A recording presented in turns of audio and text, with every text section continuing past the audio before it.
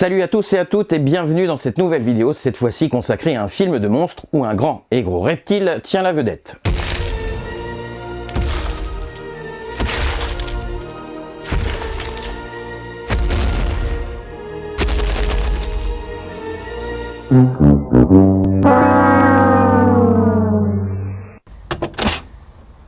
Oh, c'est pas fini ce bordel, T-Rex là? Oh, c'est bon, ça fait déjà 2 vidéos qu'on a fait sur toi là. Il est grand temps de partir maintenant, alors tu dégages T-Rex, c'est au tour d'un autre maintenant. C'est bon, j'en ai rien à foutre que tu pleures. Allez, zo! Quand même, on va se faire respecter des T-Rex ici. Hein.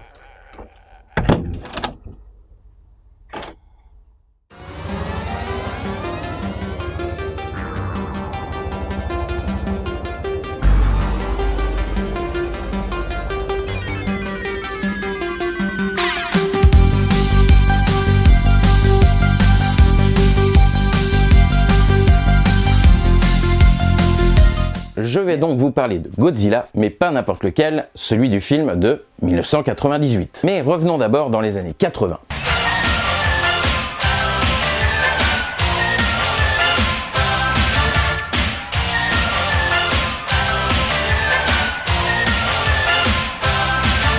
C'est à ce moment que Steve Miner, réalisateur américain qui aura plus tard à son actif House ou encore Forever Young et le très drôle Lac Placide, reçoit la permission de la TOH de produire un film made in USA avec pour vedette Godzilla.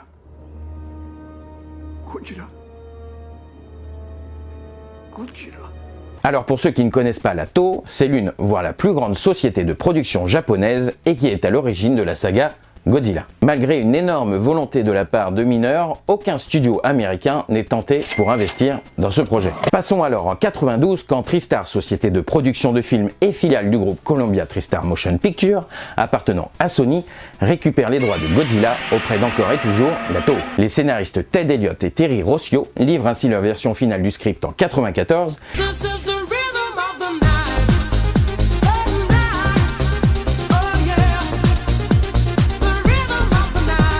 Et c'est Yann de Bont, réalisateur entre autres de Twister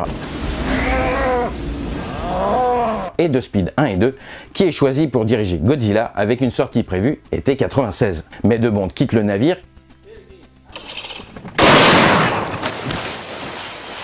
car TriStar refuse ses conditions, c'est-à-dire de lui allouer un budget compris entre 100 et 120 millions de dollars pour réaliser le film. Puis le duo Roland Emmerich et Dean Devlin, à qui l'on doit l'excellent Stargate La Porte des Étoiles, signe pour reprendre le projet avorté, à la condition de pouvoir réécrire quasi intégralement l'ancien scénario d'Elliott et Rossio, et en y intégrant des éléments écologistes mais surtout antinucléaires, car c'est en 95 que l'ancien président français Jacques Chirac avait repris les essais nucléaires à Mururoa. Et c'est ainsi que le tournage du film débute en mai 1997 à New York. Alors on retrouve dans les rôles principaux pour commencer Matthew Broderick qui restera à mes yeux Ferris Bueller,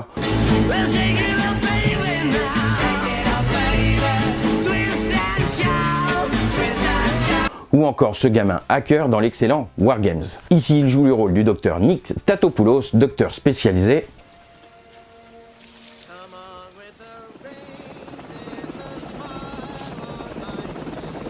en ver géant de Tchernobyl. On retrouve aussi Jean Reno qui a quand même refusé le rôle de l'agent Smith dans Matrix pour pouvoir tourner dans Godzilla. Jean Reno joue ici le rôle de l'agent français de service, un peu idiot. On retrouve aussi au casting Maria Pitillo, une journaliste écervelée, ou encore Hank Azaria, voix américaine de Moses Lack dans Les Simpsons, qui joue ici le rôle d'animal, caméraman casse-cou, sans peur et sans reproche. Casting auquel il faut bien sûr ajouter Godzilla dans son propre rôle. Alors pour ce qui est du scénario, il pourrait facilement tenir sur un post-it. Suite à des essais nucléaires réalisés à Mururoa par nous les méchants français. Ah, c'est moi le méchant français.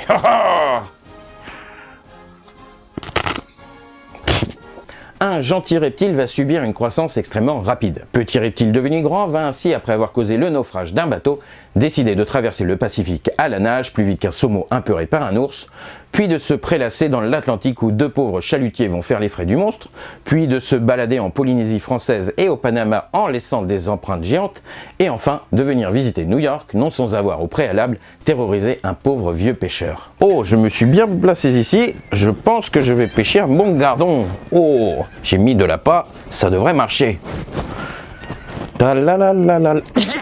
Oh, j'ai une bonne prise.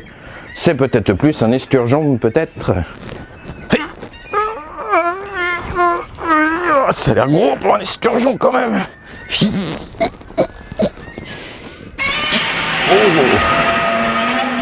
C'est ici que Nick Tatopoulos, en référence à Patrick Tatopoulos, spécialiste des effets spéciaux qui travailla avec Emmerich et Devlin sur Godzilla, Stargate ou encore Independence Day, est choisi par le gouvernement américain pour étudier notre ami reptilien et connaître ses intentions. Et en cherchant bien, Nick va s'apercevoir que Godzilla est à New York non pas pour rendre visite à la Statue de la Liberté, mais pour nidifier. Et oui, c'est très sale.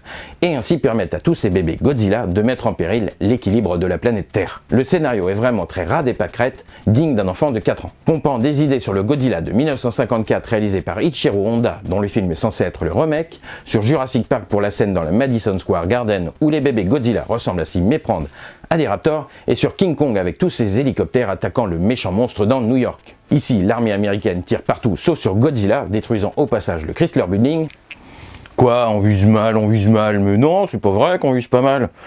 J'ai un petit problème de vue, c'est tout, ça fait quelques temps que je devrais peut-être aller chez l'ophtalmo, j'ai pris rendez-vous, il décale, moi je vois moins bien, voilà, c'est tout. Les Français sont caricaturés à outrance, et c'est bien rigolo, avec les agents mangeant du chewing-gum pour avoir l'air plus American, et ayant tous un prénom commençant par Jean, avec Jean-Philippe, Jean-Luc, Jean-Pierre, ou encore Jean Reno.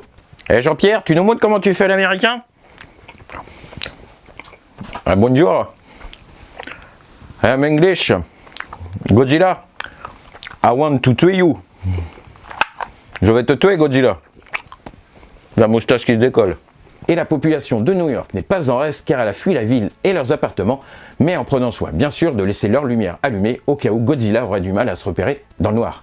Qu'ils sont sympas ces New-Yorkais. Les effets spéciaux sont plutôt cool, alliant CGI et animatronique, Godzilla étant plutôt bien réussi à mon avis, ayant juste une légère tendance à se déplacer comme une ballerine, arrivant même à surprendre l'armée américaine malgré son poids avoisinant facilement les 20 tonnes sur la balance. Le budget de 130 millions de dollars se voit plutôt bien à l'écran avec la destruction des immeubles à New York, la chasse au Godzilla par des hélicoptères de l'armée et les scènes souterraines plutôt sympas, et c'est vraiment grâce à tout ça et grâce à un Godzilla assez cool qu'on arrive facilement à oublier le scénario. Le tournage fut touché en mai 1997 par une tornade qui aurait pu être catastrophique pour le film, mais Roland Emmerich décida d'exploiter la catastrophe en filmant certaines images de destruction après le passage de la tornade et pouvoir ainsi les incorporer au film. Le film sort aux États-Unis en mai 1998 et 4 mois plus tard en France, soit la même année que l'autre méga blockbuster, le film catastrophe Armageddon avec Michael Bay à la réalisation et Bruce Willis en papa sauveur de la Terre. Et petite anecdote, car dans le film, il y a une scène où un bulldog français,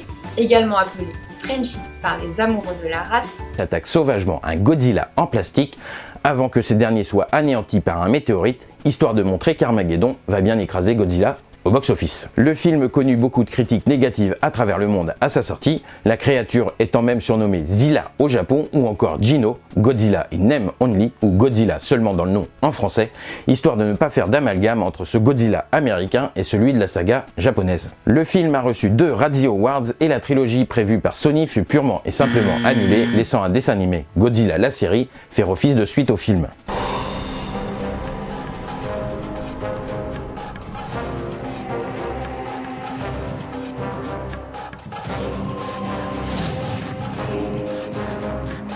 La série produite par Sony et plus précisément par sa division en charge des animations Adelaide Productions, qui réalisera entre autres d'autres dessins animés dérivés de licences achetées par Sony comme Jumanji, Jackie Chan ou encore Men in Black, est un énorme succès et on obtient même de meilleures critiques que le film. Dans la série, suite à la mort de Godzilla, un œuf a survécu et éclos devant Nick Tatopoulos qui devient un peu le papa de ce bébé Godzilla.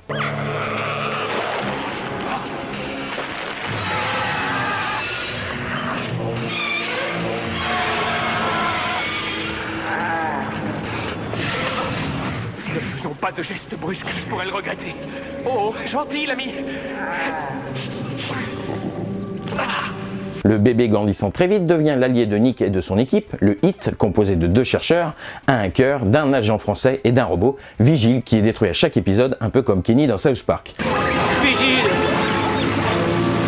Oh non! protégeant ainsi les humains en se battant contre différents mutants issus de la même catastrophe nucléaire que Godzilla dans le film. La série a eu 2 saisons avec en tout 40 épisodes diffusés en avril 99 sur Canal J, puis en septembre de la même année dans M6 Kids. Godzilla la série fut à mon avis un des meilleurs dessins animés des années 90, avec des combats épiques à chaque épisode, une animation au top et des histoires super cool avec en prime un Godzilla hyper attachant. En tout cas, je peux dire que s'il n'y avait jamais eu ce film, je ne me serais jamais intéressé aux autres films Godzilla. Et malgré ses mauvaises critiques, je trouve quand même le film ultra cool, malgré un scénario, c'est vrai, assez pourri. Les effets spéciaux de Roland Emmerich font toujours leur effet même 20 ans après. Godzilla est fun et se dire que Jean Reno a refusé le rôle de l'agent Smith pour jouer dans ce film me le rend encore plus sympathique à mes yeux. Un nanar blockbuster ou un nanarbuster ou un blockbustnar à 130 millions de dollars que je ne me lasse pas de regarder et d'apprécier avec une BO franchement sympa avec entre autres Jamiroquai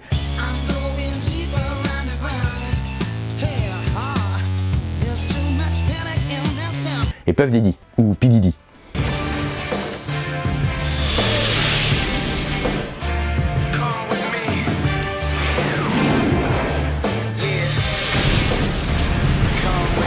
Et bien sûr, ce film a eu à sa sortie son lot de jouets dans tout bon magasin qui se respecte. Alors il y a une gamme produite par la société américaine Toy Biz avec plutôt des Godzilla philo-guidés. Mais celle qui m'intéresse, c'est la gamme de jouets Godzilla produite par Trendmaster en 98. Alors on va aussi bien avoir des tirelires Godzilla, des Godzilla électroniques, des figurines grande taille de Godzilla, plein de bébés Godzilla, des véhicules trop cool,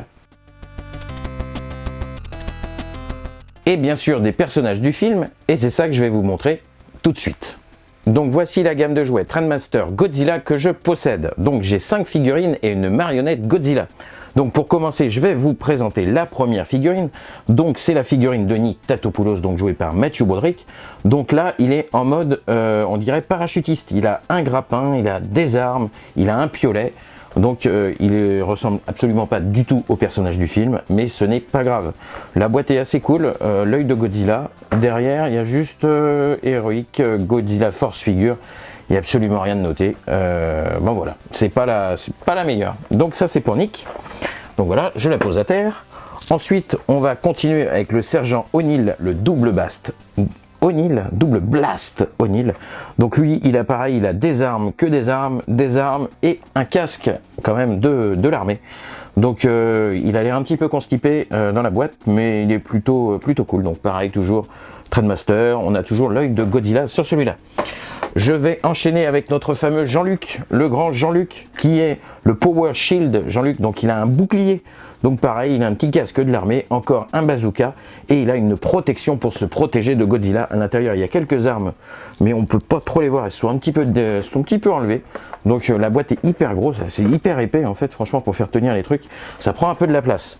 Donc voilà pour notre ami Jean-Luc. Donc voilà, il reste le fameux Animal, le caméraman, joué par Hank Azaria, donc l'ultra attaque animal. Donc il a aucunement, il a une caméra, on dirait une arme, pareil, il a une sulfateuse, il a un bazooka, il a des missiles, il a aussi un casque de l'armée, et il a une position très cool, il se tient comme ça, je ne sais pas pourquoi. Ah si, c'est pour tenir sa caméra, c'est vrai. Donc lui, il prend un petit peu moins de place que les autres, et il ressemble vraiment très peu au perso du film. Mais bon. Et je termine quand même cette liste de personnages avec notre ami Jean Reno, le Capture Net Philippe. Donc lui, il a même un fusil filet quand même pour essayer de choper Godzilla vu la taille du filet, à part un espadon, je ne sais pas ce qu'il peut choper d'autre. Donc il a pareil, il a une mitraillette, un bazooka, des armes, mais il a sa casquette, la casquette de l'agent français. Donc en fait Jean Reno c'est peut-être celui qui ressemble le plus, mais la boîte est hyper épaisse, pareil, pour le stocker c'est une catastrophe. Donc voilà, et je vais terminer avec cette marionnette électronique, donc elle est hyper cool, donc c'est du Godzilla, donc pareil, et donc si je mets la main dedans, j'y arrive pas du tout, normalement, nous allons l'entendre, voilà, il fait du bruit, donc il est assez, voilà. C'est très dur de lui faire du bruit, une fois sur 3 j'y arrive pas, mais franchement, il est super cool, il a une taille, il est beau, il est bleu, il est classe, il ressemble vraiment au Godzilla du film. C'est une super marionnette. J'ai réussi à le refaire. Donc il est, ouais je sais pas, il doit faire une bonne quinzaine de centimètres. Il faut avoir des toutes petites mains, parce que moi j'ai vraiment du mal à lui rentrer la main dedans, ce qui est un peu sale, mais bon.